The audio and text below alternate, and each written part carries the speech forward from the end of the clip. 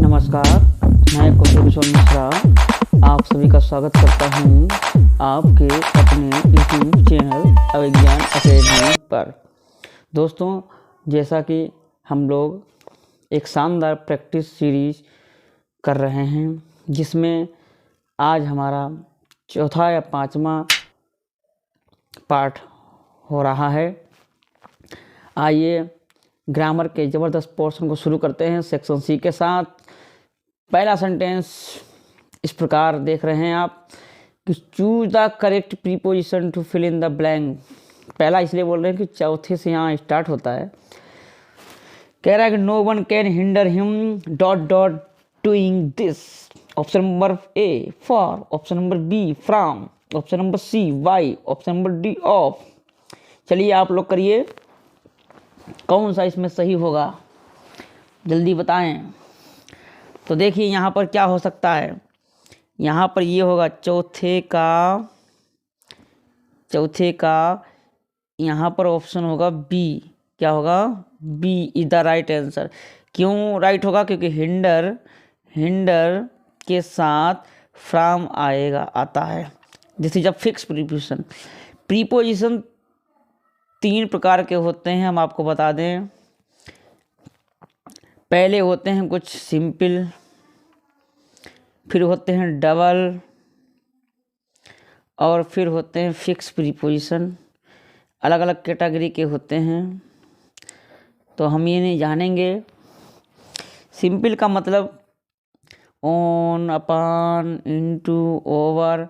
Double मतलब जैसे upon हो गया, अप हो गया था उधर, अपॉन हो गया, इनटू हो गया। तो इस तरीके से ये डबल है, ये फिक्स प्रीपोजिशन। कुछ प्रीपोजिशन कंबाइंड में आते हैं हम क्वेश्चन नंबर 5वें में। Choose the correct adjective to fill in the blank. हमें सही प्रीपोजिशन भरना है। सेंटेंस है I eat dot dot rice. तो यहाँ पर हमें राइस से पहले क्या भरना है? राइस से पहले हमें क्या भरना है?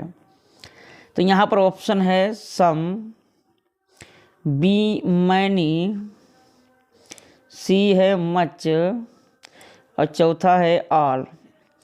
अब यहाँ पर आप भले चाहे सही लगा सकते हैं, लेकिन फिर भी हमें जानकारी होनी चाहिए। क्या जानकारी होनी चाहिए? आइए देखते हैं। जैसे मैनी क्या है? ये तो है काउंटेबल नाउन के साथ, यानी ये सारे के सारे एडजेक्टिव हैं। क्या हैं? एडजेक्टिव हैं। अब एडजेक्टिव, कुछ एडजेक्टिव काउंटेबल नाउन के साथ आते हैं, कुछ एडजेक्टिव अनकाउंटेबल नाउन के साथ आते हैं। तो यहाँ पर मैनी काउंटेबल के साथ आता है, तो मैनी को काट दीजिए, क्योंकि राइस हमारा एक नाउन है जो क्या है, जो अनकाउंटेबल है। इसे आप गिन नहीं सकते। कभी किसी ने कहा है 4 चावल हमने खरीद लिए, हमने 1000 चावल खरीदे ना, तो वो काउंटेबल नहीं है, अनकाउंटेबल है। अब अनकाउंटेबल है तो यहाँ पर देखिए मच अनकाउंटेबल के साथ आता है। मच अनकाउंटेबल नाउन के साथ आता है। लेकिन बात करें यहाँ पर सम और आल की, तो ये दोनों के साथ आता है। चाहे नाउन हमारा काउंटेबल हो और चाहे हमारा नाउन अनकाउंटेबल हो, तो ये दोनों के साथ फंक्शन करता है। तो यहाँ पर अब कह रहा है कि मैं खाता हूँ चावल। बताइए, मैं कुछ चावल खाता हूँ, मैं बहुत चावल खाता हूँ, मैं बहुत चावल खाता हूँ, मैं सारे चावल खा लेता हूँ। तो यहाँ पर आप देख रहे हैं हमारा option number A will be the right answer, क्योंकि सही अर्थ वही दे रहा है। आते हैं हम अगले क्वेश्चन पर। क्वेश्चन नंबर 6 कह रहा है this is my pencil, this is my pencil. और अगला सेंटेंस है I bought dot dot yesterday. अब दो सेंटेंस हैं, ये दोनों सेंटेंस में कोई ना कोई संबंध भी होगा। अब संबंध होगा तो संबंध क्या होगा? यहाँ पर बाट के बाद भरना है। किसके बाद भरना है, वाट के बाद। ऑप्शन है इट, ऑप्शन है दिस, ऑप्शन है डैट, ऑप्शन है माई। तो यहाँ पर सारे के सारे यूज हो सकते हैं, मतलब यूज इनमें से कौन सा हो सकता है ये देखना है। तो देखिए ये सारे के सारे क्या हैं, दिस और डैट की बात करें, दिस और डैट, किसकी बात करें, दिस और डैट, तो देखिए ये प्रोनाउन भी हैं, इट भी प्रोनाउन है, ठीक है, और माई भी प्रोनाउन है। तो चारों प्रोनाउन तो चारों हो गए। फिर हम अगर बात करें एडजेक्टिव की, एडजेक्टिव की, तो दिस डैट माई ये एडजेक्टिव हैं। क्या इट है एडजेक्टिव? इट नहीं होता, इट्स होता है। क्या होता है? इट्स एडजेक्टिव होता है, ठीक है। और यहाँ पर और फिर देखिए और कहाँ यूज होते हैं दिस डैट, दिस डेट और कहाँ यूज होते हैं ये आप कमेंट में हमें ज़रूर बताएं। अब यहाँ पर देखिए इट इज़ माई पेंसिल आई बाट, जगह छुट्टी है यस्टरडे। तो देखिए यहाँ पर कह रहा है यह मेरी पेन है और मैंने ख़रीदा यस्टरडे, कल। यहाँ पर क्या हुआ इससे, तो अब देखिए पेंसिल कैसी चीज़ है बोलो, निर्जीव यानी नॉन लिविंग है।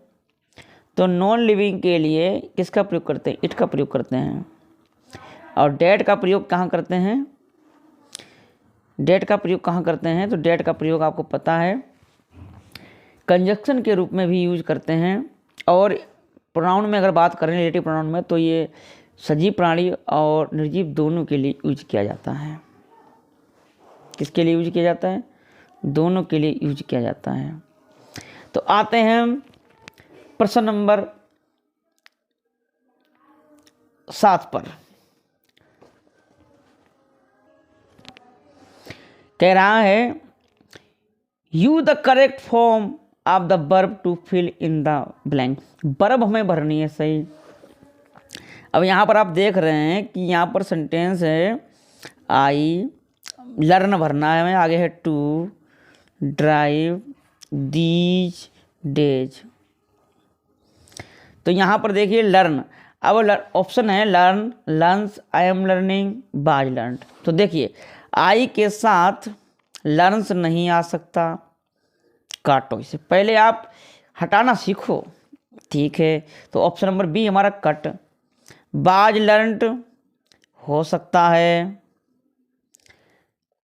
और आई एम लर्निंग ये भी हो सकता है, और लर्न ये भी हो सकता है। अब यहाँ पर समस्या है, ये हो सकते हैं। कह रहा है कि मैं इन दिनों ड्राइव करना, चलाना सीख रहा हूँ। तो आई, अब यहाँ पर ध्यान रखना आई एम लर्निंग, कभी लर्न जो है लर्निंग में नहीं आता, क्योंकि लर्निंग एज ए नाउन, तो लर्न ही यूज होगा। क्या यूज होगा, लर्न यूज होगा। पैसिव है नहीं, बाज लर्न का मतलब होता है पैसिव, मुझे सिखाया गया इन दिनों गाड़ी चलाना, ठीक है। हम आते हैं प्रश्न नंबर 8 में। कह रहा है आइडेंटिफाई द टेंस, टेंस को पहचानना है। I will get A scholarship, तो बिल देखा, फ्यूचर में पहुंच गए। 3 ऑप्शन फ्यूचर के हैं, सी वाला ऐसे ही काट दीजिए, पास्ट परफेक्ट नहीं हो सकता। अब यहाँ पर फ्यूचर इंडेफिनिट है, तो विल सेल केवल आता है फ्यूचर इंडेफिनिट में।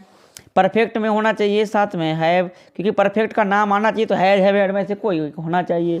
और कंटिन्यूस होना चाहिए, आईएनजी भी होनी चाहिए वर्ब में, कुछ भी नहीं है तो केवल विल ही है, तो भैया पास्ट फ्यूचर इंडेफिनिट हो गया।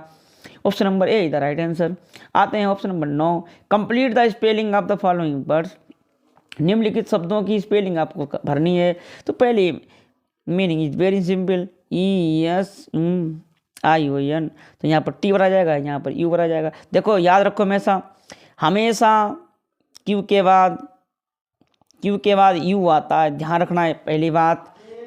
दूसरी बात लास्ट में कभी भी एक शब्द होता है टी आई ओ एन, तो यहाँ पर टी अगर आए बीच में आई ना हो तो आई भर देना, ओ ना हो तो ओ भर देना, एन ना हो तो N, T I O N शब्द याद रखना। सन एक शब्द हो याद कर लो, चर टी वारी, ठीक। दूसरी मीनिंग है जी, और 2 बार जगह छुट्टी एल टी वाई, तो गिल्टी अपने आप आ गया। गिल्टी की स्पेलिंग आना चाहिए GUILTY।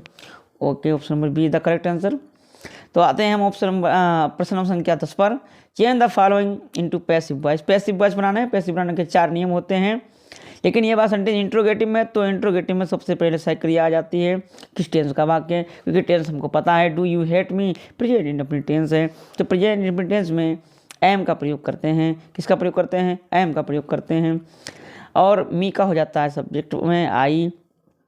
हेट की थर्ड फॉर्म क्या हो जाएगी? हेटेड। और बाई के साथ सब्जेक्ट लगा दो यू। ये सेंटेंस हमारा कंप्लीट। इंट्रोगेटिव है तो इंट्रोगेटिव में ही रखना है। आते हैं कि प्रश्न संख्या 11 पर। Change the following into indirect speech. Indirect बनाना है, तो बोलो ही सैड। बनाने लगे ऐसे ही, कोई बात नहीं, हमने देख लिया इसलिए बनाने लगे, गलती हो गई, क्योंकि हमें पहले सेंटेंस देखना चाहिए। You must work hard to pass, assertive sentence है, तो कोई बात नहीं, शेर का शेर ही रहेगा। डेट से बाकी जोड़ दीजिए, यहाँ पर इनको हटा दीजिए, यू बदल लीजिए। यू बदलेगा, ऑब्जेक्ट कौन सा ऑब्जेक्ट है नहीं, तो अपनी इच्छा अनुसार हर बना लो, तो सी भी कर सकते हैं आप। यहाँ पर आई भी कर सकते हैं, मी मान लो तो आई कर लो, कुछ भी कर लो। तो यहाँ पर आई कर लेते हैं हम। I must work hard to pass, कुछ बदलने के लिए और है ही नहीं, वेरी सिंपल सेंटेंस, केवल डेट लगाना था, सेंटेंस बन गया था। आते हैं हम अगले क्वेश्चन पर। कह रहा है frame a correct sentence by reordering the words. हमें शब्दों का रीऑर्डिंग करना है। तो देखिए यहाँ पर क्या हो सकता है। हमेशा रीऑर्डिंग जब भी मामला है तो वर्ब को छांटो। माई टार्ट स्विमिंग इन मी ब्रदर। अब यहाँ पर 2 वर्ब हमको दिखाई दे रही है, एक टार्ट और एक स्विमिंग। 2 वर्ब हमको यहाँ पर दिखाई दे रही हैं, एक टार्ट और एक स्विमिंग। तो यहाँ पर कौन सी मानी जाए, ये समस्या हमारे सामने है। तो यहाँ पर कौन सी मानी जाए? देखो, ये वर्ब की थर्ड फॉर्म है, सेकेंड फॉर्म है, और ये जीरंड है। क्या है? ये वर्ब में हम आईएनजी मानते हैं, लेकिन अगर सेंटेंस में EJMR हो या बाज वर्ब हो, क्योंकि आईएनजी वाली वर्ब तब मानी जाती है जब इनके साथ में इज, आर, एम, बाज और वर्ब कुछ भी इनमें से होना चाहिए। तो स्विमिंग के साथ स्विमिंग वर्ब मान लें हम, लेकिन हमने सेंटेंस को देखा ध्यान से, माई टार्ट स्विमिंग मी ब्रदर, EJMR बाज वर्ब में से कुछ दिखाई दिया? कुछ दिखाई नहीं दे रहा है। तो इसका मतलब ये वर्ब नहीं। अब वर्ब नहीं है तो दूसरा रूप स्विमिंग का आईएनजी जिसमें लगा होता क्या होता है? वो जीरंड होता है। और जीरंड हमेशा नाउन का काम करता है, और नाउन मतलब 2 ही जगह आता है, सब्जेक्ट होता है या ऑब्जेक्ट होता है। तो इसे सब्जेक्ट में ले सकते हैं, ऑब्जेक्ट में। अब वर्ब हो गई टार्ट, तो वर्ब हमने निकाल ली। अब वर्ब निकाल ली, इसका मतलब सिखाया। क्या सिखाया गया और किसने सिखाया? तो सिखाया किसने, एक ही बात है, मेरे भाई ने ही सिखाया है। तो माई ब्रदर जो है इसने सिखाया है, तो माई ब्रदर हो गया पहले, टाट आ गया। और किसको सिखा? 2 ऑब्जेक्ट होते हैं। अब ये ऑब्जेक्ट हो गया, ऑब्जेक्ट मी भी है, 2 ऑब्जेक्ट हैं। ऑब्जेक्ट कितने प्रकार के होते हैं? तो ऑब्जेक्ट 2 प्रकार के होते हैं, एक डायरेक्ट ऑब्जेक्ट होता है, इनडायरेक्ट ऑब्जेक्ट होता है। और ये सजीव प्राणी मी है, तो ये इनडायरेक्ट ऑब्जेक्ट है। इनडायरेक्ट ऑब्जेक्ट पहले आता है, तो ये ऑब्जेक्ट पहले आएगा। स्विमिंग अपना बाद में आएगा। स्विमिंग कहाँ आएगा? बाद में आएगा। सेंटेंस हमारा बन गया। तो my brother taught me swimming is the correct answer. आते हैं हम अगले सेंटेंस में। पंचुएशन करा रहा है। क्या करा रहा है? पंचुएशन।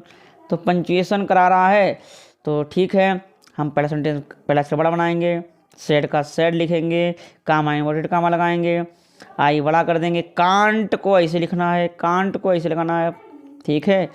फिर हमें तुरंत बीकाज लिखना है, कोई सेंटेंस हटाया नहीं जाता। आई का हमें आई कर देना है, आई एम का आई एम कर देना है, सफरिंग का सफरिंग कर देना है, और फ्राम का फ्राम कर देना है, और फीवर का फीवर कर देना है। कामेंट का बंद कर दीजिए, फुल स्टॉप लगा दीजिए। ये पंचुएशन हो गई, ठीक है। इसी के साथ आज का हमारा ये प्रैक्टिस सेट संपन्न होता है। मिलते हैं हम एक नए ज़बरदस्त प्रैक्टिस के साथ। ओके, धन्यवाद समय देने के लिए।